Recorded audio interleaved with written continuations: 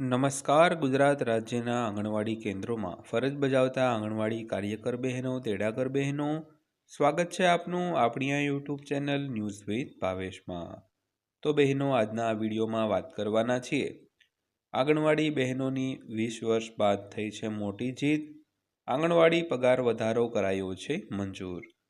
તો ખાસ કરીને બહેનો, જે ઘણા સમયથી એટલે કે 20 વર્ષ જેવો સમય વીતી ગયો ત્યારની જે માંગણી હતી કે આંગણવાડી પગાર વધારો કરવો, તો આખરે આંગણવાડી પગાર વધારો છે તેને મંજૂર કરવામાં આવ્યો છે અને નવું વેતન છે તે કાર્યકર બહેનોને 24,800 તેમજ તેડાગર બહેનોને 20,300 રૂપિયા જે છે તે ચૂકવવામાં આવશે અને 1 જાન્યુઆરી 2026થી મળશે આ પગાર વધારો. તો બહેનો, ખાસ કરીને વિડીયોમાં વિગતવાર વાત કરવાના છીએ એટલે આજનો આ વિડીયો તમે ખાસ કરીને અંત સુધી જોઈ લેજો અને હજી સુધી આપણી આ ચેનલ સબસ્ક્રાઈબ ન કરી હોય તો આવી જ અગત્યની માહિતીઓ માટે આપણી આ યુટ્યુબ ચેનલ પણ સબસ્ક્રાઈબ કરી દેજો બહેનો. તો થોડીક વિગતવાર વાત કરીએ તો ગુજરાત રાજ્યના આંગણવાડી કેન્દ્રોમાં ફરજ બજાવતા કાર્યકરો અને સહાયકો એટલે કે તેડાગરો માટે 20 ઓગસ્ટ 2025નો દિવસ સુવર્ણ અક્ષરે લખાય તેવો સાબિત થયો છે. તો જસ્ટિસ A.S. સુપેહિયા અને જસ્ટિસ R.T. વાછાણીની ડિવિઝન બેન્ચે એટલે કે ડબલ બેન્ચને જજ દ્વારા વર્ષોથી ચાલતા વેતન વિવાદ પર ચુકાદો આપતા આંગણવાડી કર્મચારીઓના પગારમાં ધરખમ વધારો કરવાનો આદેશ આપ્યો છે.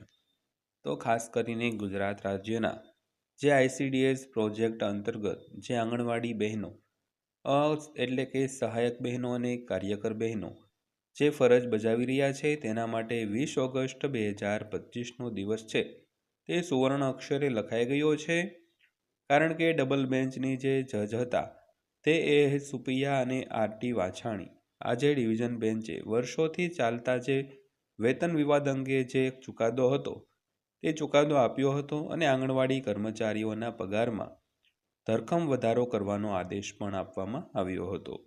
તો આ ચુકાદાની મુખ્ય વિગતો અને વેતન વધારાની વાત કરીએ તો હાઈકોર્ટે તેમના ચુકાદામાં સ્પષ્ટ કર્યું કે આંગણવાડી કાર્યકરો અને સહાયકોને અત્યાર સુધી જે વેતન મળતું હતું તેમની કામગીરીના પ્રમાણમાં ખૂબ જ ઓછું હતું.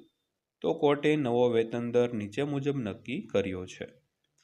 તો ખાસ કરીને જે હાઈકોર્ટે આંગણવાડી બહેનોના જે માનદ વેતનમાં વધારો કરવા માટે જે ચુકાદો આપ્યો હતો તે ચુકાદો આપતા તેમ પણ જણાવ્યું હતું કે તેમની કામગીરીના પ્રમાણમાં આ વેતન છે તે ખૂબ જ નજીવું છે અને કોર્ટે નવું વેતન દર પણ નીચે મુજબ નક્કી કર્યું હતું, જેમાં આંગણવાડી કાર્યકર એટલે કે વર્કર માટે માસિક 24,800 રૂપિયા તેમજ આંગણવાડી સહાયક એટલે કે તેડાગર એટલે કે હેલ્પર્સ માટે માસિક રૂપિયા 20,300 જે અગાઉ 10,000 રૂપિયા જે હતા તેમાં ખૂબ જ સારો એવો વધારો કરવામાં આવ્યો છે.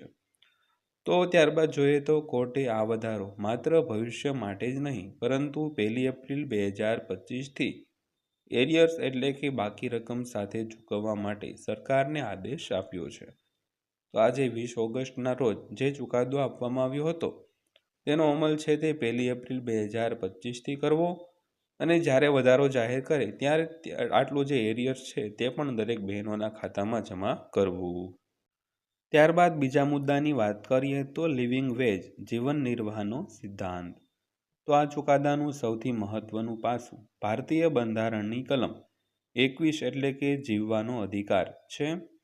તો હાઈકોર્ટે અવલોકન કર્યું કે આંગણવાડી બહેનો સગર્ભા મહિલાઓ, ધાત્રી માતાઓ અને બાળકોના સ્વાસ્થ્ય અને શિક્ષણની પાયાની જવાબદારી નિભાવે છે. તો આટલી મહત્વની કામગીરી કરનારને ગૌરવપૂર્ણ જીવન જીવવા માટે પૂરતું વેતન મળવું જ જોઈએ. કોર્ટે જણાવ્યું કે તેમને મળતું માત્ર વેતન છે તે લઘુત્તમ વેતન નહીં પણ લિવિંગ વેજ એટલે કે જીવન જીવી શકે તેવું હોવું જોઈએ, જેથી તેઓ ગૌરવ સાથે અને પોતાના પરિવારનું ભરણ પોષણ કરી શકે. તો ખાસ કરીને હાઈકોર્ટે તેમ પણ જણાવ્યું હતું કે હાલમાં જે વેતન મળી રહ્યું છે તે ફક્ત લઘુત્તમ વેતન છે, પણ લઘુત્તમ વેતન નહીં પરંતુ જીવન જીવવા માટે પૂરતું વેતન એવો શબ્દ આપીને આંગણવાડી બહેનોના પગાર વધારમાં છે તે પગાર વધારો છે તે કરવો જોઈએ. ત્યારબાદ વાત કરીએ તો ભેદભાવનો અંત અને સમાનતા. તો સરકાર તરફથી અગાઉ એવી દલીલ કરવામાં આવી હતી કે આંગણવાડી કાર્યકરો સ્વૈચ્છિક સેવા આપે છે અને તેઓ સરકારી કર્મચારી નથી. જો કે હાઈકોર્ટની ડિવિઝન બેન્ચે આ દલીલને નકારી કાઢી છે. તો કોર્ટે જણાવ્યું કે તેમની નિમણૂક પ્રક્રિયા, ફરજો અને કામના કલાકો જોતા તેમને માત્ર માનદ કર્મચારી નથી. જો કે હાઈકોર્ટની ડિવિઝન બેન્ચે છે ત્યાં એક ચુકાદો હતો તેને સંપૂર્ણપણે જણાવી દીધો છે અને કોર્ટે તેમ પણ જણાવ્યું છે કે નિમણૂક પ્રક્રિયા, ફરજો અને કામના કલાકો જોતા તેમને માત્ર માનદ વેતન આપીને અન્યાય કરી શકાય નહીં. તો આ ચુકાદો સમાન કામ સમાન વેતનના સિદ્ધાંતને વધુ મજબૂત બનાવે છે. ત્યારબાદ ચોથા મુદ્દાની વાત કરીએ તો સરકારને સૂચના અને અમલીકરણ. તો હાઈકોર્ટે રાજ્ય સરકારને 6 મહિનાની અંદર આ ચુકાદાનો અમલ કરવા અને યોગ્ય નીતિ એટલે કે પોલિસી ઘડવા માટે નિર્દેશ આપ્યો છે. તો આ નીતિમાં કર્મચારીઓના વર્ગીકરણ, ભવિષ્યના પગાર ધોરણ અને અન્ય લાભોનો પણ સમાવેશ કરવાનો રહેશે. તો કોર્ટે એમ પણ સ્પષ્ટ કર્યું છે કે આ લાભ માત્ર કોર્ટમાં અરજી કરનાર બહેનોને જ નહીં, પરંતુ રાજ્યની તમામ આંગણવાડી કાર્યકરો અને સહાયકોને સમાન રીતે મળશે.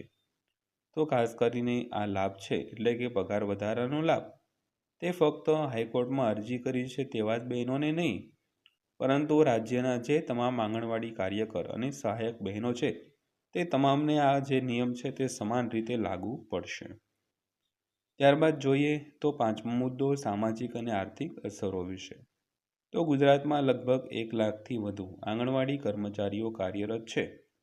તો આ પગાર વધારાથી મહિલા સશક્તિકરણને વેગ મળશે, તેમજ ગ્રામીણ અને શહેરી સ્તરે આર્થિક સ્થિરતા આવશે અને આંગણવાડી સેવાઓની ગુણવત્તામાં સુધારો થશે, કારણ કે કર્મચારીઓ આર્થિક ચિંતા મુક્ત થઈને કામ કરી શકશે.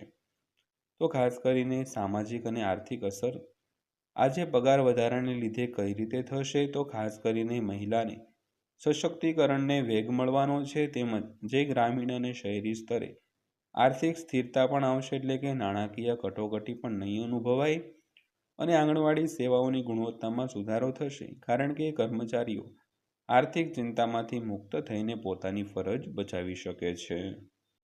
ત્યારબાદ વાત કરીએ તો ગુજરાત હાઈકોર્ટના ડિવિઝન બેન્ચના ચુકાદાને આધીન રાજ્ય સરકારે આંગણવાડી માનદ વેતનમાં 1 જાન્યુઆરી 2026થી વધારો જાહેર કર્યો છે.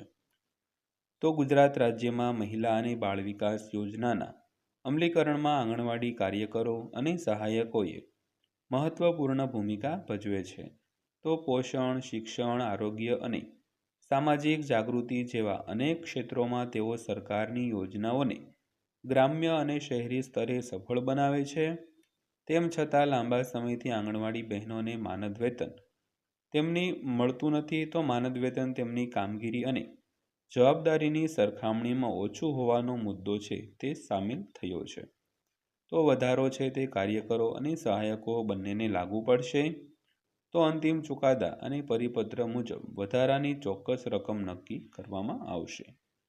તેવી જ રીતે સરકારે એ પણ સ્પષ્ટ કર્યું છે કે અદાલતના અંતિમ આદેશ બાદ જો કોઈ ફેરફાર જરૂરી બનશે તો તે જ મુજબ કાર્યવાહી છે તે કરવામાં આવશે. બહેનો, તો આ નિર્ણયનું મહત્ત્વ કેમ છે તેની વાત કરીએ તો આ નિર્ણયનું વિશેષ મહત્ત્વ છે. તો આ નિર્ણય માત્ર વેતન વધારો નહીં, પરંતુ આંગણવાડી બહેનોના કાર્યને માન્યતા આપતો મહત્વપૂર્ણ પગલું છે. તો મોંઘવારીના સમયમાં આર્થિક રાહત મળશે અને બહેનોનું મનોબળ અને કાર્યક્ષમતા પણ વધશે. તો મહિલા કર્મચારી અને સામાજિક સુરક્ષાને સંદેશ મળશે, તેમજ સરકાર અને કર્મચારીઓ બંને વચ્ચે વિશ્વાસ પણ વધશે. ત્યારબાદ વાત કરીએ તો આંગણવાડી બહેનોની પ્રતિક્રિયા વિશે. તો રાજ્યભરના આંગણવાડી કાર્યકરો અને સહાયકોએ આ નિર્ણયને આવકાર્યો છે. તો બહેનોનું કહેવું છે કે વર્ષોથી ચાલતી માંગને હવે હાઈકોર્ટ અને સરકાર બંને તરફથી ન્યાય મળતો દેખાઈ રહ્યો છે. જોકે તેઓ અંતિમ પરિપત્ર અને વધારાની ચોક્કસ રકમની જાહેરાતની આતુરતાથી રાહ જોઈ રહ્યા છે. તો આ નિર્ણય બાદ આગામી સમયમાં નીચેની બાબતો પર સૌની નજર રહેશે. તો માનદ વેતનમાં વધારાની ચોક્કસ રકમ કેટલી હશે અને શું બાકી સમયગાળાનું એરિયર્સ મળશે, અને આંગણવાડી બહેનો માટે અન્ય સુવિધાઓ એટલે કે પેન્શન મળશે કે કેમ, પેન્શન ગ્રેચ્યુઇટી તે તમામના લાભો છે તે સરકાર ચૂકવશે કે કેમ, તો આ બધા જે પ્રશ્નો છે તેના પર સૌ આંગણવાડી બહેનોની નજર છે. તો બહેનો આ હતી આજની માહિતી પસંદ આવી હોય, વિડીયો સારો લાગ્યો હોય તો વિડીયોને એક લાઇક કરી દેજો બહેનો.